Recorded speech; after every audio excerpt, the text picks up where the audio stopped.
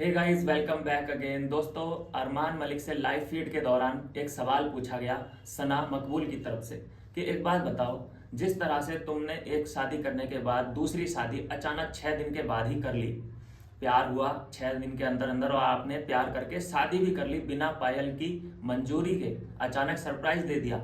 ऐसा ही अगर तुम्हारे साथ होता तो तुम क्या करते वहां पे? तो यहाँ अरमान मलिक का जो आंसर था दोस्तों, उससे मैं रिलेट नहीं कर पाया। अरमान मलिक का कहना था कि अगर पायल मेरे साथ ऐसा कर देती, वो मुझे सरप्राइज दे देती और मेरे सामने एक लड़का लाके खड़ा कर देती, तो मैं उसको चलता कर देता। मैं कहता कि भाई ठीक है, तूने जो कर लिया वो ठीक है, अब जाओ अपने खुश रहो।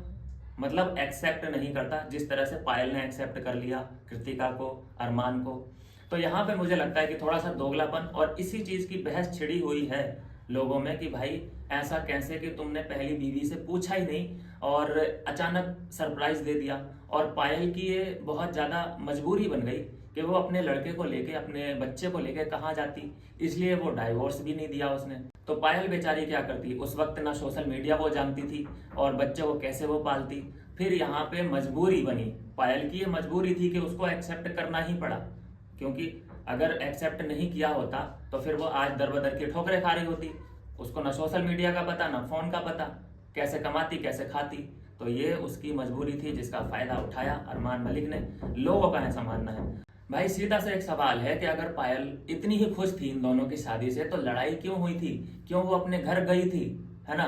तो अगर पहले से ही मंजूरी होती तो ऐसा कुछ होता ही नहीं। लेकिन बाद में उसकी मजबूरी बन गई कि भैया साथ में ही रहना पड़ेगा, नहीं तो भूखे मरना पड़ेगा। ये वाला सीन जब बना है, उसके बाद ये तीनों की मजबूरी बन गई एक दूसरे के साथ रहना, तब जाके मलिक फैमिली और फिर बाद में बॉन्ड इनका क्रिएट हो गया अच्छा खासा। और अब ये एक दूसरे के लिए मोहब्बत, प्यार और मरने जीने की कस्में खा रहे हैं और सबके सामने।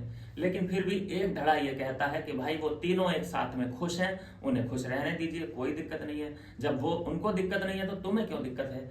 और एक धड़ा ये कह रहा है कि भाई ये बंदा 2 शादियां करने के बाद ये अपने आप को ऐसे प्रेजेंट कर रहा है जैसे मैंने बहुत बड़ा तीर मार लिया है, और 2 शादियां करना भारत में बिल्कुल भी गलत नहीं है।